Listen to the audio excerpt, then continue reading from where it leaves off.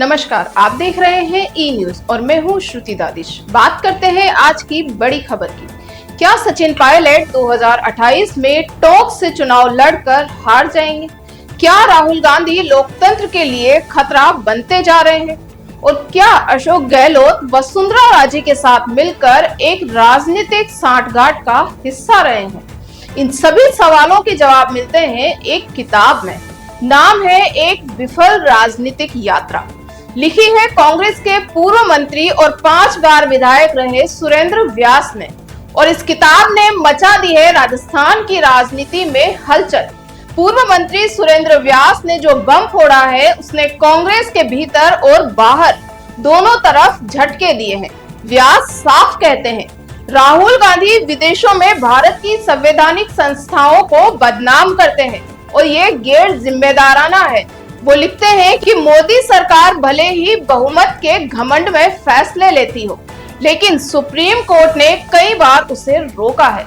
राहुल की टूलकिट जैसी बातें न केवल झूठी है बल्कि लोकतंत्र के लिए हानिकारक भी है।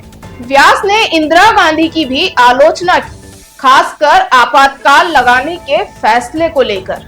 वो कहते हैं कि यह फैसला इंदिरा ने अकेले लिया था, कैबिनेट की मुहर बाद में लगी। सुप्रीम कोर्ट तक मौलिक अधिकारों को नकारते हुए चुप बैठ गया, सिवाय एक जस्टिस खन्ना के, जिन्हें इसकी कीमत चुकानी पड़ी। चीफ जस्टिस नहीं बनने दिया गया। अब बात सचिन पायलट की। व्यास दावा करते हैं कि अगर पायलट 2028 में टोंक में लड़ते हैं तो हार जाएंगे, चाहे उन्हें मुख्यमंत्री का चेहरा घोषित कर दिया जाए। टोंक की मुस्लिम आबादी से उन्हें सहानुभूति नहीं, ग्लानि मिल रही है, क्योंकि वो स्थानीय मुस्लिम प्रतिनिधि को मौका नहीं देते और मुस्लिम वोट बैंक का राजनीतिक उपयोग करते हैं। व्यास कहते हैं कि 2018 में यूनुस खान अगर सक्रिय होते तो शायद पायलट को हराया जा सकता था। इतना ही नहीं, व्यास के निशाने पर अशोक गहलोत भी है। वो लिखते हैं कि गहलोत ने कैसे सरदारपुरा सीट पर विधायक मान सिंह देवड़ा से इस्तीफा दिलवाने के लिए भ्रष्टाचार केस ही खत्म करवा दिया।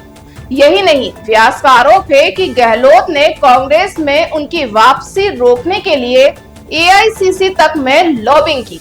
वो गहलोत को प्रतिशोध की राजनीति करने वाला संकीर्ण सोच का नेता बताते हैं। और ये सुनिए, व्यास साफ कहते हैं कि गहलोत और वसुंधरा राजे के बीच सांठगांठ रही है।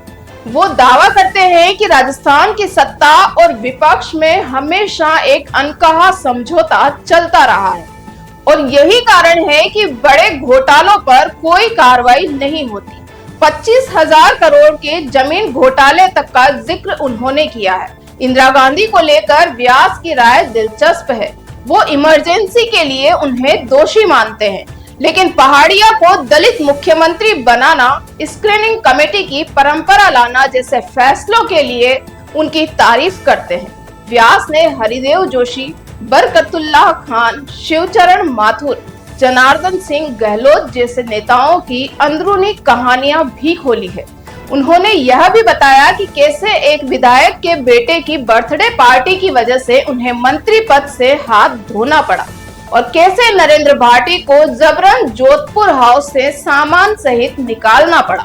तो कुल मिलाकर सुरेंद्र व्यास की किताब न सिर्फ कांग्रेस के दाग दिखाती है बल्कि भाजपा पर भी पर्दे खोलती है। गहलोत और वसुंधरा की गुप्त दोस्ती हो या पायलट की अल्पसंख्यक राजनीति, हर किस्से में एक नई साजिश की गंध है। अब देखना यह है कि इस किताब से निकले सच राजस्थान की राजनीति में कितना भूचाल लाते हैं।